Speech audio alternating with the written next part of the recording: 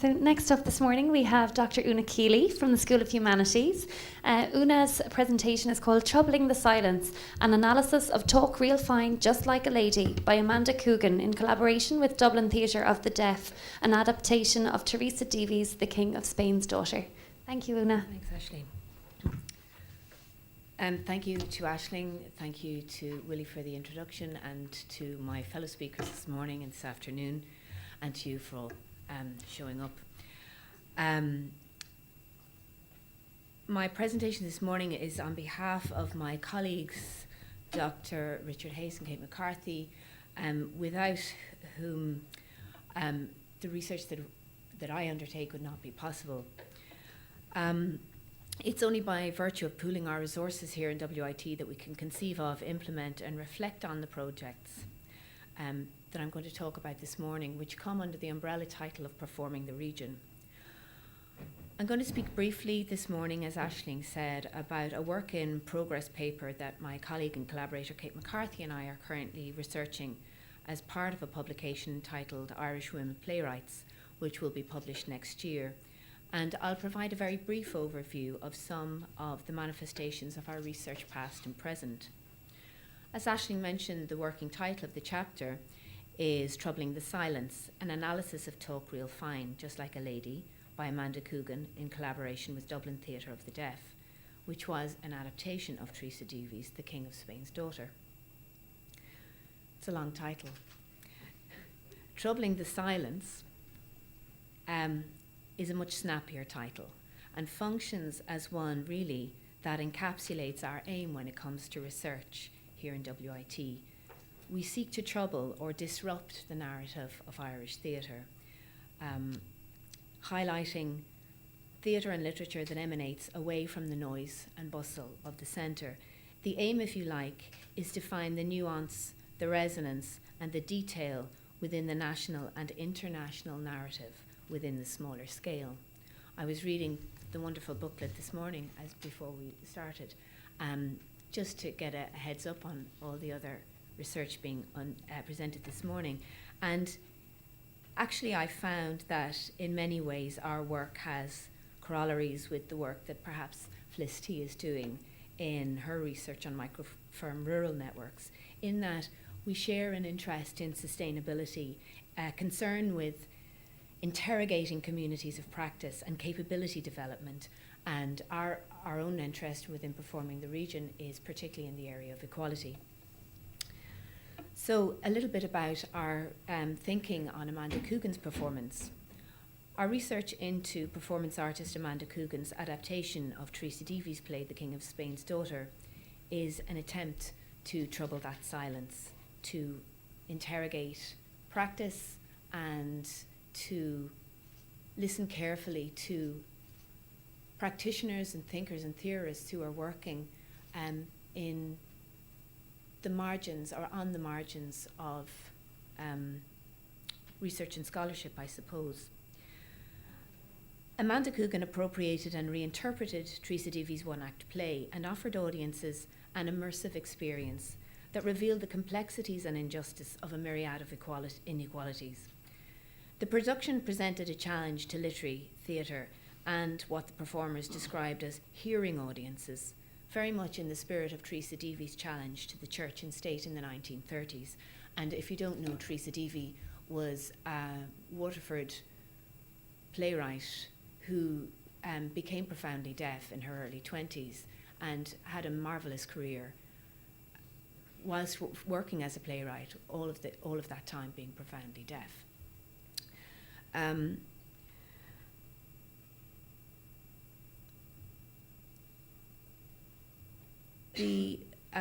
Sorry, I've lost my place there. The challenges that Coogan presented to her audiences not only were in the spirit of Deevy's challenges in the 30s, but also challenge contemporary audiences in terms of the socio-cultural discourse around inequality, access and opportunity. Initiating the programme, Leanne Quigley of Dublin Theatre of the Deaf offered Coogan a provocation to celebrate and explore Deevy's work as a prototype feminist and as a prototype deaf woman. Coogan described how the feminist perspective informs the production, but instead of focusing on a male-female binary, her adaptation with Dublin Theatre for the Deaf foregrounded a deaf hearing binary. Coogan's response to the text, we argue, is one of deconstruction, and the production explored the internal fracturing of women's relationships, how one woman can oppress another woman. The relationship at the centre of the installation was that between Annie and Mrs. Marks, a decision which downplays an overt gender binary. In addition, both characters were played by multiple performers, simultaneously inhabiting the space, a structuring device that amplified the conceptual interpretation and serves as a practical solution to working with the particular challenges of an ensemble and a community cast. With researcher Alvine Jones, Coogan translated Deevy's original written text into Irish Sign Language using a particular form of Irish Sign Language called Women's Sign, a female form of signing which was frequently used until the 1940s. This gendered use of sign evokes conversations around equality and meaning-making through othered languages. Coogan emphasises that the performers were not dancers. There was this beautiful choreography within the production, but a troupe of actors with physically agile, alert, and responsive bodies. Relocating the text and putting it on the body in a physical language other than dance constitutes a radical gesture, we would argue. And I suppose our arguments have yet to be worked out. We're in the process of our thinking on this. These concepts were underscored by Beethoven's music, and the installation also incorporated a large video projection in which Padraig Colum's poem A Drover is unwritten.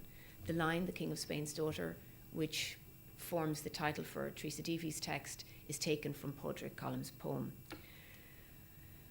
And this idea of unwriting Padraig Colum's poem is something that we're going to interrogate.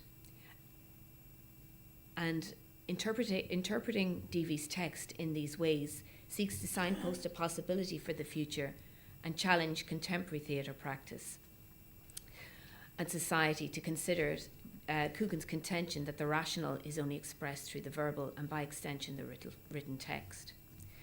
We have a number of projects that inform our teaching and learning. So we do podcasts, we do play readings, we do projects with community groups like the University of the Third Age. We take trips and work in collaboration with Garter Lane. We're also aiming to we are publishing that work, and we're editing magazines and editorials in our field for Youth Theatre Ireland, etc. So there's lots more work that we do to apply that work and disseminate that work. Challenging to present here, but perhaps over coffee, if anybody's interested, we can share that. Thank you.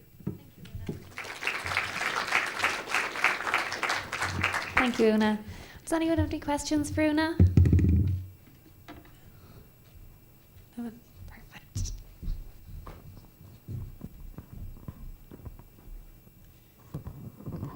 It's interesting from the viewpoint of the role of theatre in modern society, particularly since the Red Kettle has gone. It's been a big challenge for the Southeast to really define itself. In terms of, where do you see the role of theatre in media at the moment? In terms of is it still seen as exclusive, or do you see it as more something that we need to preserve as a mass kind of media?